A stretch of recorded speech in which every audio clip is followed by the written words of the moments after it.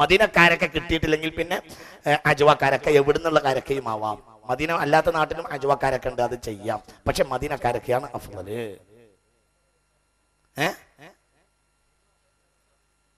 എത്ര ദിവസം? ഹർദിൻ. ഹർദിൻ എല്ലാ ദിവസവും. എത്ര ദിവസം നിൽക്കണ്ട? നല്ല ചോദ്യാണ്. നോമ്പ് കഴിഞ്ഞിട്ട് നിന്നാ പോരെ? നല്ല ചോദ്യ. നല്ല ആളുകളുണ്ടെന്നാ മനസ്സിലാവണത്.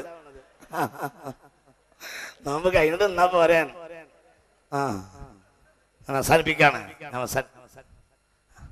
ശ്രദ്ധിക്കുക. അതിരാവിലത്തെ അതിരാവിലെ മദീനത്തിൽ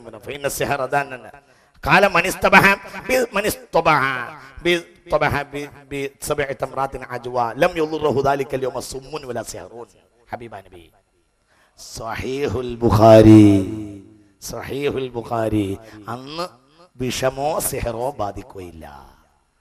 ഫലം യളുറഹു ദാലിക്കൽ യൗം സുമ്മുൻ വലാ സിഹറൂൻ. അന്ന് വിഷവും ഏൽക്കൂല, അന്ന് സിഹറും ഏൽക്കൂല. സ്വഹീഹുൽ ബുഖാരി. പുണ്യ നബി സല്ലല്ലാഹു അലൈഹി വസല്ലം 7 കാരക്ക എല്ലാ ദിവസവും. നോമ്പ് കാലത്താവുമ്പോൾ നമ്മൾ പിന്നെ രാവിലെ എണീറ്റ് അത്താഴത്തിൽ എണീക്കുന്ന നേരത്തെ ചെയ്തോളൂ. ദീഖുല പോലെ അപ്പോഴും ഉണ്ടല്ലോ. രാവിലെ എണീറ്റിട്ടേ, മനസ്സിലായില്ല, സുബഹി നിസ്കരിച്ചിട്ട് കഴിക്കണം എന്നല്ല പറഞ്ഞത്.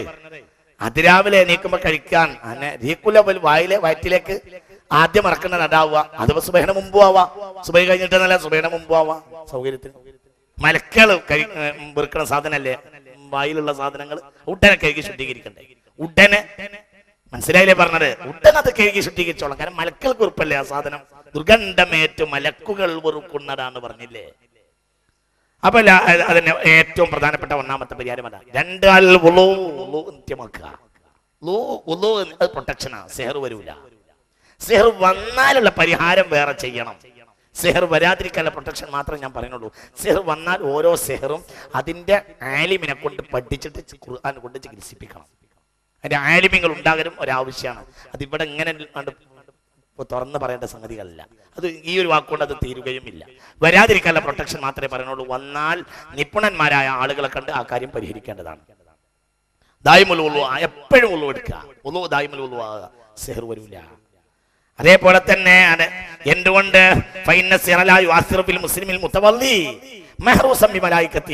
മലക്കളുടെ പ്രൊട്ടക്ഷൻ അവനുണ്ടാകും. പിന്നെ ഒരിക്കലും ഒന്ന് فإنه ليس من يبيت طاهرا إلا بات معه في شعارهم ملك ولا ينقلب ساعة من الليل إلا قال اللهم اغفر لعبدك. രാത്രി ഉറങ്ങാൻ കിടക്കുമ്പോൾ പ്രത്യേകിച്ച് ഉള്ളോടുക്കുക. ഉള്ളോട് കൂടെ അല്ലാതെ ഉറങ്ങാൻ കിടക്കരുത്. ഉള്ളോട് കൂടി മാത്രം ഉറങ്ങാൻ കിടക്കുക എന്ന്. പിന്നെ സ്വലാത്തുൽ ജമാഅത്തിനെ ദായിമാക്കുക. സ്വലാത്തുൽ ജമാഅത്ത് ദായിമാക്കുക. ജമാഅത്ത് നിസ്കാരം 27 ഇരട്ടി എന്ന് പറഞ്ഞാൽ ആ ഇരട്ടിയക്കത്തിൽപ്പെട്ടതാ ശാരീരികമായ പ്രൊട്ടക്ഷൻ. 27 ഇരട്ടി എന്ന് പറഞ്ഞാൽ 27 നേട്ടങ്ങൾ ഉണ്ടാവും.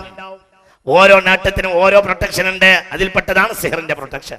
27 ഇരട്ടി എന്ന് പറഞ്ഞത്. പിന്നെ അതേപോലെ തന്നെ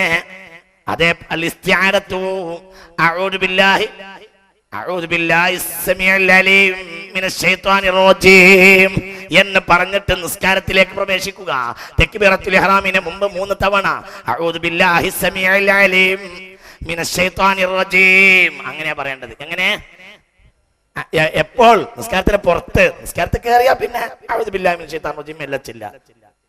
കേറുന്നതിന് മുമ്പ് അഊദു ബില്ലാഹി സമീഉൽ അലീം മിനശ് ശൈത്വാനിർ റജീം. നിസ്കാരത്തിലേക്ക് പ്രവേശിക്കുന്നതിന് മുമ്പ് അഊദു ബില്ലാഹി സമീഉൽ അലീം മിനശ് ശൈത്വാനിർ റജീം. രാവിലെ ഒരാള് രാവിലെയും വൈകുന്നേരവും അത് 3 തവണ ചെല്ലിയാലും അന്ന് ഇബ്ലീസ് കരയുമെന്ന് ഖാല റസൂലുള്ളാഹി. രാവിലെയും വൈകുന്നേരവും 3 തവണ അഊദു ബില്ലാഹി സമീഉൽ അലീം മിനശ് ശൈത്വാനിർ റജീം എന്ന് ചൊല്ലുക. ജമാഅത്തിനെ മുഹാഫളത്ത് ചെയ്യുക. ജമാഅത്തിനെ മുഹാഫളത്ത് ചെയ്യുക. അതേപോലെ തന്നെ ഇസ്തിആദത്ത്. പിന്നെ ഇസ്തിആദത്തുനുണ്ട് ദുഖൂലിൽ ഖലായി. കക്കൂസിൽ കയറുമ്പോൾ പ്രൊട്ടക്ഷൻ എടുക്കുക. അത് വേണം. കക്കൂസിൽ കയറുമ്പോൾ ബിസ്മില്ലാഹി അല്ലാഹുമ്മ ഇന്നി അഊദു ബിക മിനൽ ഖുബസി വൽ ഖബായിതി പ്രൊട്ടക്ഷൻ എടുക്കുക. കക്കൂസ് ഭയങ്കര. കക്കൂസിൽ എപ്പോഴും കയറും. കാരണം അത് അവന്റെ മൗവയാണ്, അത് അവന്റെ വീടാണ്. ഞാൻ അവസാനിപ്പിക്കാം. അതവന്റെ വീടാണ്. കക്കൂസ്. അതേപോലെ തന്നെ അവിടങ്ങളിൽ വിവസ്ത്രരായി നിൽക്കുന്ന കാര്യം പ്രത്യേകം സൂക്ഷിക്കുക. അങ്ങനെയാണ്. അതൊക്കെ ശൈത്താൻ കയറി വരുന്ന വഴിയാണ്. അതൊക്കെ പ്രൊട്ടക്ഷനാണ്. അതേപോലെ തന്നെ അൽ ഇസ്തിആദത്തു മിനശ് ശൈത്താനി ഇൻദൽ ജിമാഇ, ഭാര്യ ഭർത്താവിന്റെ ഇടയിൽ ശാരീരിക ബന്ധം ആരംഭിക്കുമ്പോൾ ഇസ്തിആദത്ത് ചെയ്യുക. ഏറ്റവും കൂടുതൽ ശൈത്താൻ കയറി വരുന്ന സമയമാണത്. ആണിനും പെണ്ണിനും ശൈത്താൻ വരും ആ സമയത്ത്. അതുകൊണ്ടാണല്ലോ പ്രസവിച്ച കുട്ടിക്ക് ശൈത്താന്റെ അടി കിട്ടാത്തൊരു കുട്ടിയുമില്ല എന്ന് ഹബീബ നബി പറഞ്ഞിട്ടുണ്ട്. ഏത് കുട്ടി അപ്പോഴാണ് കുട്ടി അട്ടഹസിച്ച് കരയുക. നമ്മൾ കുട്ടി കരഞ്ഞിട്ടില്ല എന്ന് പറഞ്ഞു ഡോക്ടറോട് പറയും, ഡോക്ടറെ കുട്ടി കരഞ്ഞിട്ടില്ല. എപ്പോഴാ കുട്ടി കരഞ്ഞത്? ശൈത്താന്റെ അടി കിട്ടുമ്പോഴേ കുട്ടി കരയുകയുള്ളൂ. ശൈത്താന്റെ അടി കിട്ടിയപ്പോഴാ കുട്ടി കരയുക. ഒരു കുട്ടി അങ്ങനെ ആയില്ല, കരഞ്ഞിട്ടില്ല, അത് ഈസ ഇബ്നു മറിയമാണ് എന്ന് പുണ്യനബി എന്തുകൊണ്ട് ഇനി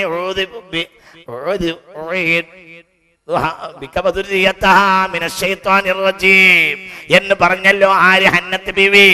നേരത്തെ തന്നെ പറഞ്ഞു ശൈത്താനെ തൊട്ട് കാവലിനെ തേടി. ഈ കുട്ടിയെയും കുട്ടിയുടെ കുട്ടിയെ ശൈത്താനെ തൊട്ട് ഒഴിവാക്കുന്നു എന്ന് പറഞ്ഞു. അത് തന്നെ. അപ്പൊ ശ്രദ്ധിക്കുക, ശാരീരിക ബന്ധം പുലർത്തുന്ന നേരത്തെ ഇസ്തിആദത്ത് മസ്റ്റ്, വളരെ പ്രധാനപ്പെട്ടതായി അത് കയ്യിൽ അത് കൊണ്ട് നടക്കുക. അതേപോലെ തന്നെ ശ്രദ്ധിക്കേണ്ട മറ്റൊരു പ്രധാനപ്പെട്ട കാര്യം, അതേപോലെ തന്നെ ആയത്തുൽ കുർസി ഉറങ്ങുന്ന നേരത്ത് ആയത്തുൽ കുർസി ചൊല്ലുക. ബാങ്കി കാമത്തിന്റെ ഇടയിൽ ആയത്തുൽ കുർസി ദായിമാക്കുക. നിസ്കാര ശേഷം ആയത്തുൽ കുർസി ദായിമാക്കുക. ഇതൊക്കെ ചെയ്യുക. ഖിയാമുൽ ലൈലിനെ സൂക്ഷിക്കുക. ഖിയാമുൽ ലൈലിനെ സൂക്ഷിക്കുക. രാത്രി ഖിയാമുൽ ലൈൽ അല്പനേരം നിസ്കരിക്കുക. ഇതൊക്കെ സൂക്ഷിക്കുക. പിന്നെയോ കണ്ണ് ചെവി പോലത്തത് ഹറാമിനെ തൊട്ട് പരമാവധി സൂക്ഷിക്കുക. കണ്ണ് ചെവി എന്നുള്ളത് ഇബ്ലീസ് കയറി വരുന്ന പ്രധാനപ്പെട്ട അവയവമാണ്. അതൊക്കെ സൂക്ഷിക്കുക. അത്തരം ആളുകൾക്ക് ഒക്കെ സൂക്ഷിക്കുന്നവർക്ക് മലായിക്കത്തിന്റെ പ്രൊട്ടക്ഷൻ ഉണ്ടാവും. ഞാൻ അവസാനിപ്പിക്കാണ്. അപ്പൊ ഇതൊക്കെയാണ് ഇതിന്റെ ഫസ്റ്റ് എയ്ഡ്. ഇതൊക്കെ പ്രധാനമായി ചെയ്യുക. ഈ കാര്യങ്ങൾ വുളൂ ദായിമാക്കിയ തന്നെ ഒരു പേടിക്കണ്ട, ഒരു പ്രശ്നം ഉണ്ടാവില്ല, ഒന്നും വരില്ല. പിന്നെ അതേപോലെ തന്നെ മറക്കരുത്, ഞാൻ മറന്നുപോയതാണ്. എന്ത്? മിസ്വാക്കാനങ്ങി പോകരുത്. എപ്പോഴും മിസ്വാക്ക് സദാ നേരം മലക്കുകളെ പ്രൊട്ടക്ഷൻ ഉണ്ടാവും. ഒരു പേടിയില്ല.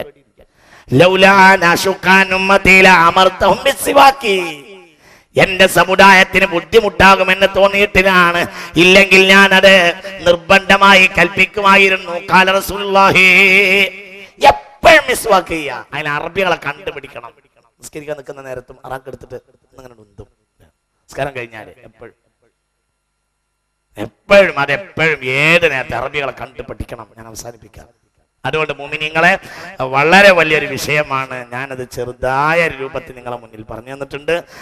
സിഹർ ബാധിച്ചവർക്ക് അതിൻ്റെ മാഹിരീങ്ങളെ കണ്ട് ആ വിഷയത്തെ കൈകാര്യം ചെയ്യൽ ആവശ്യമാണ് എന്നതോടുകൂടെ തന്നെ ഇതിൻ്റെ പരിഹാരങ്ങൾ ഓരോരുത്തരും പഠിക്കലും ആവശ്യമാണ്. ആലിമീങ്ങൾ അതിന് പരിഹാരത്തിന് തയ്യാറാകണം. ആലിമീങ്ങൾക്ക് ഫർള് കിഫയാണ്. ഇതൊക്കെ വരുന്ന ഉദാഹരണം ചില ആളുകൾ നമ്മളെ നാട്ടിലുണ്ട്. ഒരു പ്രശ്നം ഉണ്ടായാൽ നമുക്ക് പോകാൻ പറ്റിയ ചില ആളുകളുണ്ട്. കോഴിക്കോട് ജില്ലയിലൊന്നും ഇങ്ങനെ കണ്ണിട്ട് നോക്കൂ. 1-2 ആളുകൾ ഉണ്ടെങ്കിൽ, ഒരാളെ എൻ്റെ മനസ്സിൽ ഇങ്ങനെ വരുന്നുള്ളൂ, അങ്ങനെ 1-2 ആളുകൾ ഉണ്ടെങ്കിൽ, ഒരാളുണ്ട് 1-2 ഉണ്ടാവും. അവരും കൂടി മരിച്ച എന്ത് ചെയ്യും ജനങ്ങൾ? അപ്പോൾ ആലിമീങ്ങൾക്കിടയിൽ ഫർള് കിഫായാണ്. അവര് സ്വലാഹിയത്തിന്റെ ജീവിതം ജീവിക്കുകയും ഇത് അവരെ മുൻഗാമികളിൽ നിന്ന് പഠിച്ചെടുക്കുകയും ചെയ്യണം. മനസ്സിലായില്ലേ? ഇത് ഭയങ്കര പ്രശ്നമുള്ള കാര്യമാണ്. എന്തുകൊണ്ട്? ഇത് അവർ പഠിച്ചിട്ടില്ലെങ്കിൽ പിന്നെ ഏതെങ്കിലും തെമ്മാടിയെ ജനങ്ങൾ ആശ്രയിക്കും. അപ്പൊ അള്ളല്ലോ ഒരു പഴപ്പിക്കുകയും ചെയ്യും. ആലിമീങ്ങൾ സാലിഹ്യങ്ങളാകാൻ തീരുമാനിക്കുക. ആദ്യം സാലിഹായി തീരുമാനിക്കുക. ആലിമ സാലിഹായാൽ ആ ആലിമ വലിയ. ലൗലം യക്കുനിൽ ആലിമ വലിയൻ ഫലൈസ ലില്ലാഹി വലിയുന്ന. ആലിമനെയാണ് ഔലിയ പാപ്പ. ആലിമാണ് വലിയ. ലൗലം യക്കുനിൽ ആലിമ വലിയൻ ഫലൈസ ലില്ലാഹി വലിയുൻ. ആലിമ വലിയ അല്ലെങ്കിൽ പിന്നെ വലിയ എന്നൊരാൾ ഇല്ല. എങ്ങനെ ആലിമ വലിയ അല്ലെങ്കിൽ പിന്നെ വലിയ എന്നൊരാൾ ഇല്ല എന്ന് ഇമാമിനെ ഷാഫിഈ റളിയല്ലാഹു അൻഹു. അല്ലാഹു തൗഫീഖ് ചെയ്യട്ടെ.